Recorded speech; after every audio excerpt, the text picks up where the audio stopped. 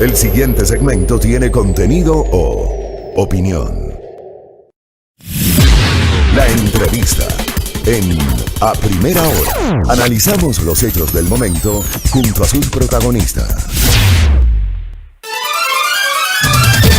Muy bien, 8 de la mañana con 4 minutos. Estamos en el tramo final de A Primera Hora. Gracias por la sintonía. Recuerden ustedes, estamos con nuestras frecuencias en señal abierta en Pichincha, Esmeraldas y Manabí. En Santo Domingo de los Áchilas nos sintonizan a través de nuestro canal Majestad Televisión y también del canal 3 del sistema Telenet. En la internet por www.radiomajestad.com. A nivel digital nos pueden seguir a través de nuestra transmisión en vivo por Facebook en la fanpage de Majestad Radio y también nuestro canal de YouTube que lo estrenamos recién la semana anterior, pero claro, ya tenemos poquito a poco que se va sumando la gente al canal de YouTube de Majestad Radio. Muchas gracias por su generosa sintonía. Guillón Long está con nosotros, ex canciller de la República. ¿Cómo le va, doctor? Bienvenido. Buenos días, Fabricio. Muchas gracias por esta entrevista. Un saludo a la audiencia. Estoy bien. Muchas gracias. Gracias, doctor. Aquí en el Ecuador, ¿no? Sí, en Quito. Sí, muy contento de estar de vuelta. ¿Cómo vemos, doctor Guillón Long, la última semana de campaña electoral? La campaña se acaba el jueves a cerca de la medianoche. Luego tendremos estos días de reflexión, viernes y sábado de silencio electoral, y el domingo acudiremos a las urnas. ¿Cómo ve usted el panorama, la parte estratégica? ¿Cómo lo visualiza Guillón Long? Bueno, por un lado, con optimismo, ¿no?, en lo que concierne la candidatura de Andrés Arauz, que es por supuesto la que apoyo activamente. Veo bien, veo que está terminando Andrés la campaña de una forma muy fuerte, con mucha fuerza, con mucho optimismo, con muchas ganas, posicionando sus ideas. Lo he visto muy bien en los medios, realmente hablando de lo que tiene que hablar, que son propuestas para el país y no caer en unos debates que a veces son estériles o incluso agresivos, para no decir violentos. Entonces lo veo muy bien y creo que tenemos todas las condiciones para ganar el día domingo. Entonces, en ese sentido, muy optimista, pero preocupado por la situación de la democracia en nuestro país, ¿no? Veo esta campaña con mucha preocupación. No hay un verdadero debate electoral, un debate de ideas. Claro, hubo un debate presidencial, el que sabemos, pero en general es una campaña muy sucia, y lastimosamente, con honrosas excepciones, por supuesto, afortunadamente que las hay, medios de comunicación que juegan, un rol problemático de apoyar. O sea, uno llega al Ecuador, yo creo que incluso cualquier observador imparcial, desapasionado de la política ecuatoriana, llega al Ecuador y ve unos medios de comunicación apoyando, pero de forma descarada, a una de las dos candidaturas, sobre todo los medios con mayor audiencia. Y eso me parece problemático, y además apoyando, digamos, los imaginarios más manipulados, más de la campaña sucia, ¿no? Todo el tema de la venezolanización, el ELN, todas estas cosas que no hacen avanzar el debate de ideas y de propuestas. Entonces, eso me preocupa porque no ayuda al debate democrático y obviamente no consolida la democracia ecuatoriana, que necesita tanta consolidación. Usted menciona justamente el tema del ELN. A ver, pongamos en contexto. La semana previa a la primera vuelta electoral, una revista colombiana, la revista Semana, que tiene un importante tiraje en el vecino país, hace una publicación en el sentido de que en los archivos de alias Uriel, abatido líder del Ejército de Liberación Nacional, aparecían referencias de un supuesto apoyo de $80,000 tipo préstamo a la campaña electoral del candidato de la Alianza UNES.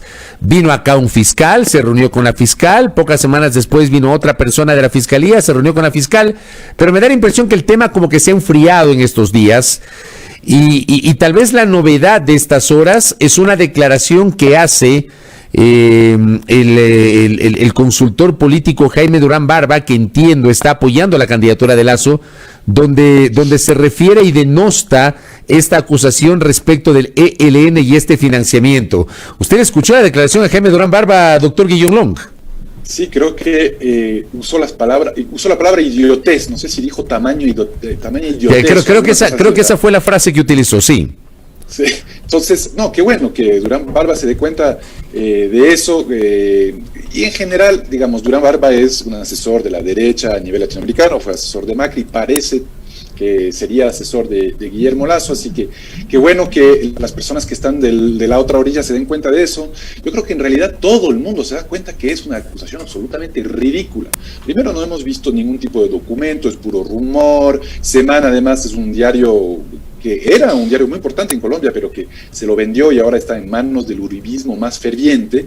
Entonces, bueno, es claramente ahí hay un actor importante que detrás de eso, que es el uribismo, ¿no? Y por supuesto estamos muy preocupados que el gobierno del presidente Iván Duque aparentemente estaría apoyando eso, porque no hay que olvidar que el fiscal Barbosa, el fiscal actual de Colombia, que vino acá a entregar no sabemos qué, un show ahí, pero no tenemos acceso a ningún tipo de documento. Bueno, fue gran amigo, incluso tengo entendido, del colegio del presidente Duque, y fue asesor de él, o sea, trabajó en la presidencia, en el Ejecutivo con Iván Duque. Pero bueno, tengo que decir que a nivel internacional no hay ningún... o sea, todo el mundo más o menos se refiere a estas acusaciones o estas especulaciones más o menos en los mismos términos que Jaime Durán Barba. Yo acabo de estar viviendo, Fabricio, un año en Washington, y hablo con algunos de los actores allá, los demócratas y tal. Ahora estuvimos también con el candidato Andrés Arauz en Washington. Yo pude tener algunos acercamientos informales con gente cercana a la administración Biden, y ellos están muy conscientes de que esto es cualquier cosa. Es más, un dato muy importante que no se habla lo suficiente en el Ecuador: el fiscal Barbosa, antes de ser fiscal Barbosa, cuando era asesor de Duque y el gobierno de Duque, en general el uribismo, jugaron un rol muy importante en las elecciones estadounidenses, y están muy molestos los demócratas porque se interfirieron con las elecciones, sobre todo en el estado de Florida, de la mano de la derecha allá, Marco Rubio, el senador Marco Rubio y compañía, y hay una molestia muy grande en el Partido Demócrata de que Colombia y aparentemente el gobierno, el Estado colombiano, actores estatales, quisieron intervenir ahí. Entonces ellos tienen claro de que es una repetición de lo que pasó en Estados Unidos. O sea, es exactamente lo mismo, metiendo mano en el proceso electoral estadounidense, atreviéndose a hacer eso, ¿no? Y ahora metiendo mano en el proceso electoral ecuatoriano. Parece ser un modus operandi. Lo que me preocupa es verdad que ha bajado, como dice Fabricio, ha bajado un poco la intensidad del tema, y ciertamente ahora parece que la hipótesis del golpe electoral, digamos, de postergar o suspender las elecciones o tratar de descalificar la candidatura de Andrés Arauz, porque se habló de eso en algún momento en los medios de comunicación, hubo voceros de eso sobre la base de las acusaciones de las que estamos hablando del ELN. Bueno, eso parece haber bajado. Pero sí me preocupa que le dieron muchísimo espacio a algo totalmente carente de seriedad en los medios de comunicación, pero no se habla, por ejemplo, de una investigación muy rigurosa, muy seria, que acaba de salir en Estados Unidos sobre todo el entramaje de cuentas secretas offshore del candidato a la presidencia, Guillermo Lasso. Acaba de salir una nueva investigación en los Estados Unidos que se publicó en medios para nada radicales o de izquierda en Estados Unidos y en Europa, ¿no? En Europa están publicando eso, pero en Ecuador, cerco mediático, silencio absoluto. Estamos hablando de un entramaje muy serio de cuentas secretas, digamos, de empresas fantasmas, así se llaman, empresas fantasmas, que en el 2007 tenían 114 propiedades en la Florida, y ahora ha crecido y no sabemos exactamente cuál es el patrimonio total, pero eso con absoluto secretismo, que me parece un escándalo mucho mayor que esta cosa carente de seriedad del ELN, con el videíto que vimos todos, ¿no? De los falsos guerrilleros del ELN gritando "Viva Arauz", con el pajarito que un ornitólogo británico identificó era un pájaro oriundo, endémico solamente de la región de Tumbes, de la frontera entre Ecuador y Perú, que no existe en Colombia. Eso salió en el Guardian, salió en la prensa internacional, pero aquí le siguen dando importancia a eso y no a lo otro, y ahí creo que es un claro ejemplo patente, digamos, de la cancha inclinada en la que se están desenvolviendo estas elecciones. A mí, por ejemplo, lo que me preocupa en realidad es que sí, ciertamente no se está midiendo con la misma vara a los unos y a los otros. Hay mucha viralidad, mucha exposición pública de un caso y cero viralidad o exposición pública del otro caso. Pero yo le pregunto a usted, ¿esta publicación respecto de este entramado de empresas offshore es una investigación seria? ¿Es real eso? ¿Se puede probar eso, doctor Guillón Long? Hay documentos oficiales del registro de propiedad en la Florida. Y lo otro, no hemos visto un solo documento, es puro rumor, pura especulación, no hemos visto nada. Entonces, sí, me parece que tiene fuerza documental lo uno y lo otro no. Claro, y esto fue publicado por medios de los Estados Unidos. ¿Creíbles esos medios, doctor? Sí, o sea, un think tank muy serio en Estados Unidos lo publicó y ha sido reproducido por medios, por Francia 24, que es como, digamos, el medio público francés, nada de izquierda, o sea, totalmente mainstream, equivalente a la CNN francesa, si quiere hacer un símil, RFI, otros, bueno, está entrando en algunos medios, claro, otros medios que de pronto, digamos, son menos mainstream, obviamente también lo han publicado, ¿no? RT y otros, pero hay silencio total sobre este caso. Hasta los medios podrían discrepar, podrían hacer su propia investigación, podrían mandar su propio periodista, pero discrepen, hagan algo, pero no. Pero aquí es el silencio. ¿Qué implicaciones, y hay apelo a su experiencia internacional y a su conocimiento, obviamente, de la geopolítica, qué implicaciones en la región van a tener estas elecciones aquí en el Ecuador? Tomando en cuenta que además la segunda vuelta en el Ecuador va a coincidir con la primera vuelta en el Perú, por mencionar justamente la cercanía que tenemos con el hermano país del sur. ¿Cómo ve usted ese contexto latinoamericano de la elección del día domingo? Creo que hay un giro, claro, se está agotando este ciclo que estamos viviendo. Según el país, obviamente varía ahí, pero ha habido un ciclo de retorno de la derecha, y yo diría de la derecha que no ha aprendido las lecciones del pasado, ¿no? Una derecha muy radical, muy radicalizada, muy ideológica, que ha buscado reproducir las recetas de los 90, ¿no? Fundamentalmente de austeridad y en un contexto además de pandemia que me parece dramático, y está cada vez más, seamos prudentes, está siendo cada vez más rechazado o resistido por los pueblos latinoamericanos, ¿no? El año 2019, antes de la pandemia, cuando todavía había capacidad de ocupación del espacio público, antes de que seamos todos relegados al espacio privado, hubo grandes manifestaciones en toda la región, por supuesto en Ecuador, octubre, pero también en Chile, también Brasil, Colombia, Haití. Es decir, hay yo creo que una reacción anti-autoritarismo neoliberal o neoliberalismo autoritario, que es como yo caracterizaría como hemos visto, digamos, el modelo que ha imperado en América Latina en estos últimos años. Y eso también ha tenido, en los casos en donde ha habido elecciones, procesos electorales, algunas consecuencias. Hay un retorno del progresismo paulatino en la región, obviamente México primero, luego Argentina, Bolivia y yo creo que probablemente Ecuador. Entonces eso cambia, por supuesto, el escenario geopolítico. No creo que estamos otra vez en el 2010, en el 2011 o en el 2009, o escoja la fecha, cuando había 13, 14 gobiernos de izquierda en América Latina. No es el mismo momento, no están las mismas condiciones macroeconómicas. Entonces siempre digo, cuando hablamos de política exterior y la futura política exterior del candidato Arauz, si es que llega a ser el presidente Arauz, no va a ser un copy-paste de la política exterior de Rafael Correa. No es así. ¿A qué se refiere usted ¿a qué se refiere en ese sentido? ¿En qué no va a ser copy-paste de la política exterior de los 10 años de Correa? Tiene que ubicarse en el 2021, hay otras condiciones, otro entorno regional, o sea, digamos, la pandemia hace 10 años no existía, eran otros liderazgos a nivel regional. Yo creo que hay algunas cosas que son claramente de continuidad. Hay que retomar la senda del regionalismo latinoamericano, la integración que irresponsablemente estos gobiernos latinoamericanos de los últimos 3-4 años mataron, decapitaron. O sea, me parece una gran irresponsabilidad haber matado a la UNASUR, por ejemplo, que era un proyecto muy importante para América Latina, absolutamente desideologizado, eso es falso, que era un proyecto ideológico, ¿no? Y que por supuesto todavía era frágil, era todavía un proyecto esencialmente de diplomacia presidencial que se tenía que institucionalizar más.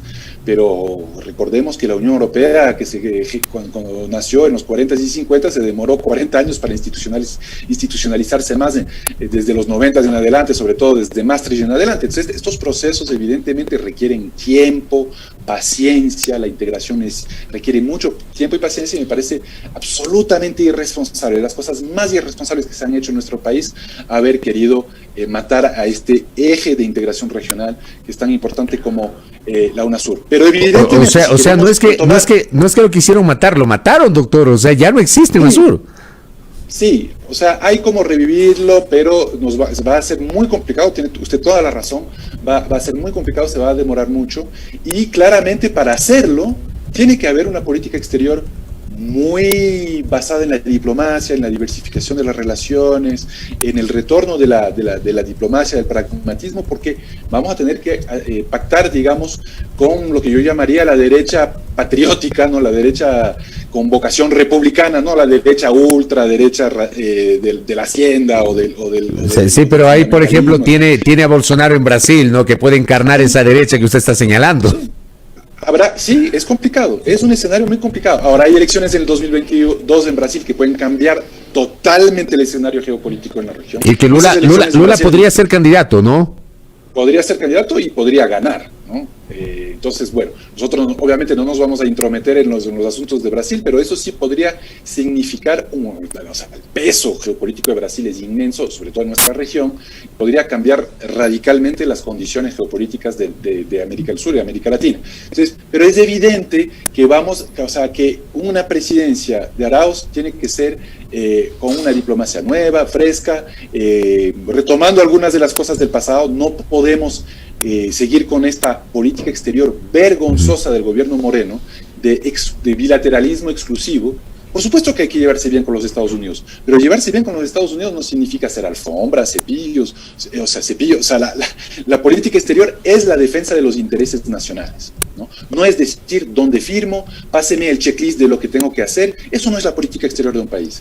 Entonces, lo acompañé a Andrés Arauz de Estados Unidos ahora, hay una muy buena oportunidad con la nueva administración Biden, hay que realmente tratar de tener la mejor relación con los Estados Unidos, hay que aprovechar de que el primer cambio de gobierno en América Latina desde que llegó Biden al poder va a ser el nuestro, ¿no? El 24 de mayo es cuando hay el primer cambio de gobierno en la región desde que Biden es presidente. Entonces va a haber dos nuevas administraciones, tanto en Estados Unidos como en Ecuador. Hay que aprovechar ese momento, hay muy buena voluntad de nuestra parte, pero no se puede volver a esta política exterior de sumisión absoluta a los Estados Unidos, que era la de Moreno, y además no de sumisión a cualquier Estados Unidos, sino al de Estados Unidos de Trump.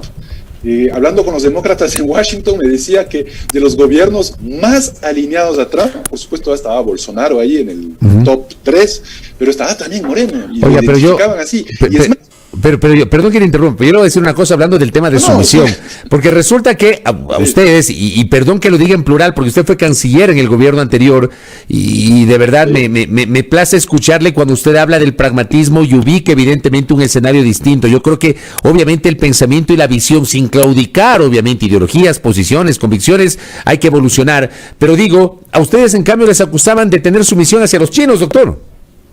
Sí, yo creo que ahí ha habido, digamos, marco mediático que siempre fue un poco, bueno, alimentaron muchos mitos. Si usted mira la política exterior del pasado, e insisto, la política exterior del pasado no es un copy, no tenemos que hacer un copy-paste, hay que tener una nueva política exterior ubicada en los nuevos tiempos. Pero si usted mira la política exterior de cuando yo era canciller, por ejemplo, teníamos una muy buena relación con gobiernos de derecha, incluyendo gobiernos de derecha en Perú y en Colombia, en el vecindario inmediato, con absoluto pragmatismo. Yo creo que la mayor cantidad de llamadas que habré hecho cuando era canciller era con la canciller de Colombia, y que era del gobierno de Juan Manuel Santos, un gobierno para nada afín ideológicamente a nosotros. Pensemos en Perú, después del acuerdo de paz del 98, afortunadamente siguió la paz, prosperó la paz, pero todo el contenido del acuerdo en cuanto a desarrollo bifronterizo, proyectos de cooperación, todo eso se abandonó y lo retomamos nosotros con gobiernos de derecha, Alan García, Ollanta Humala, Pedro Pablo Kuczynski, 10 gabinetes binacionales de una relación súper intensa. Entonces yo creo que también ahí ha habido mucho mito. En el ámbito multilateral, en el ámbito de las Naciones Unidas, en el ámbito de las grandes causas de la humanidad, cambio climático, reforma del sistema de gobernanza global, de la arquitectura financiera internacional, la lucha contra los paraísos fiscales. Hay un sinnúmero de temas. Por supuesto que ahí tiene que imperar las ideas, las propuestas, los grandes debates, es decir, la ideología. Pero en las relaciones bilaterales con los países, tiene que haber relaciones de absoluta cordialidad, sobre todo si es en el vecindario, mucho pragmatismo, mucho cuidado. Obviamente con la Colombia de Uribe, cuando nos bombardeó, pues era complicado hacer eso. Claro, pero antes del bombardeo resulta que Uribe vino. El bombardeo fue en marzo del 2008 y 2 meses antes, 3 meses antes, Uribe estuvo aquí en la inauguración de la Asamblea Constituyente de Montecristi. O sea, había una relación buena con el gobierno de Uribe. Por supuesto, entonces eso es muy importante porque ahí ha habido mucho mito. Y yo creo que con los chinos habrá que tener muy buenas relaciones. Son los mayores financistas del mundo, hay un claro nuevo poder que está surgiendo, no solamente en China, sino en el Asia Oriental, con gran crecimiento de varias economías que tienen un gran potencial en muchos aspectos y obviamente son grandes mercados para nuestros productos de exportación. Pero también, insisto, hay que aprovechar el nuevo gobierno de Biden, que no es Trump, y tener la mejor relación con nuestro mayor socio comercial. Estados Unidos sigue siendo nuestro mayor socio comercial. Pero fíjate, con la Unión Europea, durante el gobierno de Rafael Correa, llegamos hasta a firmar un acuerdo comercial. O sea, yo creo que ahí ha habido mucho mito. No creo que tenemos que tenerle miedo a las ideas, a la ideología, a pelear causas justas a nivel global. Eso pertenece sobre todo al ámbito multilateral, pero a nivel bilateral hay que tener el mayor pragmatismo posible. Y a nivel regional, sobre todo en el ámbito interamericano, tiene que volver la sensatez, la diplomacia, dejar este clima de guerra fría que tenemos en este momento entre izquierda y derecha en América Latina, alimentado por algunos, por supuesto Trump en su momento, pero todavía por el secretario general Luis Almagro, de condenar los abusos a los derechos humanos de los unos, porque me caen mal, pero no decir nada de los abusos a los derechos humanos de los otros. Por ejemplo, aquí en Ecuador, ¿no? Nuestros 11 muertos, 1.500 heridos, silencio absoluto de la OEA. En Chile también, más de 30 muertos. Lo de Bolivia. Las desapariciones, lo de Bolivia. Claro, esa postura ambivalente de Almagro, que tuvo una posición cuando ocurrió la asunción de Yanine Áñez, y otra posición, digamos, y una posición de apoyo a la señora Áñez cuando ocurrió pues la apertura de este expediente y la detuvieron.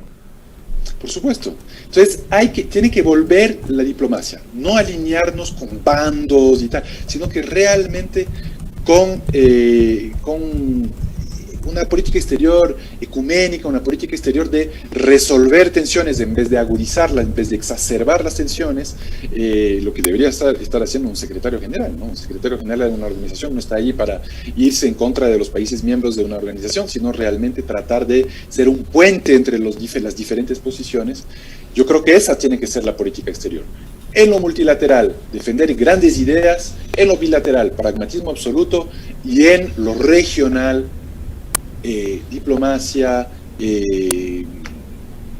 flexibilidad, sensatez, para que podamos resolver algunos de los temas. El tema de Venezuela es un tema que se lo tiene que resolver, no lo vamos a resolver gritándonos los unos a los otros, y además está cambiando el escenario, estamos viendo una Unión Europea cambiando también su posición. Hay que aprovechar esos momentos para tratar de resolver los grandes conflictos. Quiero cerrar este diálogo con Guillermo Long consultándole, porque del otro lado, evidentemente, en una elección cualquiera puede ganar.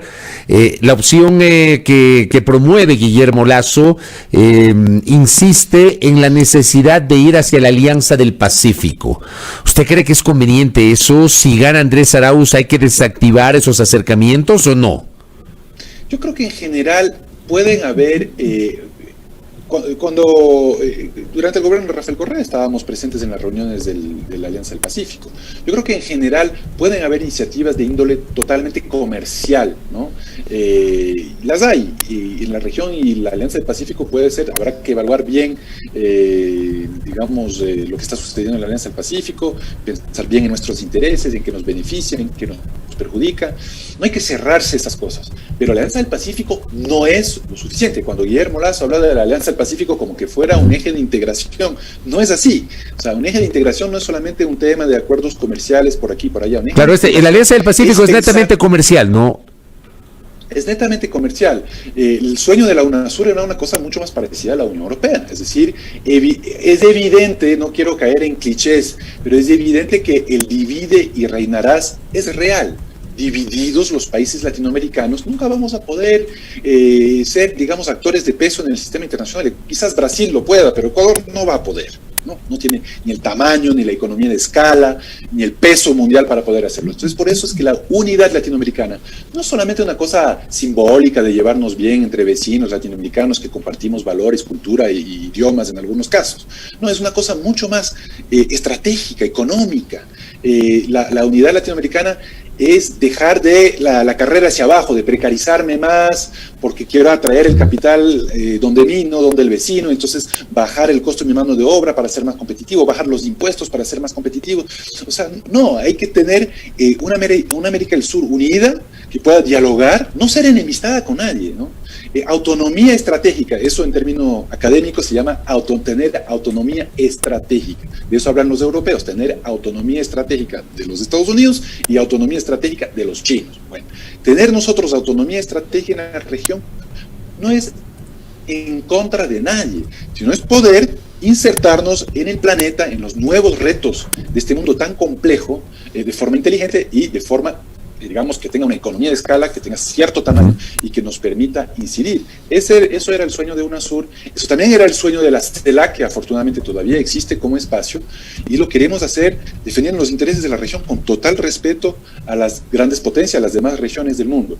Pero Guillermo Lasso creo que no entiende eso, él ve el mundo como un gran mercado, y es importante los temas del mercado, pero hay otros temas que son más complejos, ¿no? Que requieren de mayor solvencia política, diplomática. O sea, lo vimos en el debate, no sabe lo que es el protocolo de Nagoya, uno de los protocolos más importantes del futuro de América del Sur, de la cuenca amazónica, en cuanto a la protección de nuestro patrimonio biogenético. Correcto. Esas cosas hay que conocer, hay que entender lo que significa el debate sobre la propiedad intelectual, sobre todo en estos tiempos de pandemia ahora que se está dando en las Naciones Unidas, donde el sur global, y claramente tenemos que estar con el sur global, está pidiendo liberalización de patentes, está pidiendo vacunas para los países en vía de desarrollo. Todas estas cosas son cosas que tienen que ver con unidad, o bien a nivel latinoamericano o a nivel de los países en vía de desarrollo, defensa de intereses, política exterior que defienda los intereses del Ecuador y que no sea simplemente dígame dónde firmo, patrón. Correcto. Porque eso, ni las grandes potencias, termino con eso, perdón Fabricio, ni las grandes potencias respetan. Las grandes potencias respetan a los países que saben defender sus intereses y por supuesto que lo hacen con respeto y buscando espacios de encuentro. Correcto, doctor. Muy interesante charla con su visión sobre la geopolítica. Le agradezco mucho, doctor Guillaume Long. Que tenga un buen día. Muchas gracias, igualmente. Muy amable. A Guillaume Long, ex canciller de la República, aquí en A Primera Hora.